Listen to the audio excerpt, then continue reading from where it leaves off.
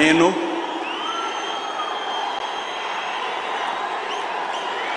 నారా చంద్రబాబు నాయుడు అనే నేను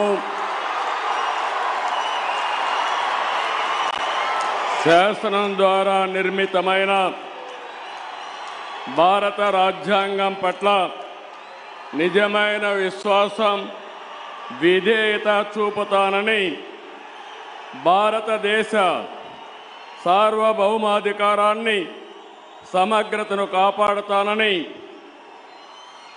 ఆంధ్రప్రదేశ్ రాష్ట్ర ముఖ్యమంత్రిగా నా కర్తవ్యాలను శ్రద్ధతో అంతఃకరణ శుద్ధితో నిర్వహిస్తానని భయం గాని పక్షపాతం గాని రాగద్వేషాలు గాని లేకుండా రాజ్యాంగాన్ని శాసనాలను అనుసరించి ప్రజలందరికీ న్యాయం చేకూరుస్తానని దైవ సాక్షిగా ప్రమాణం చేస్తున్నాను.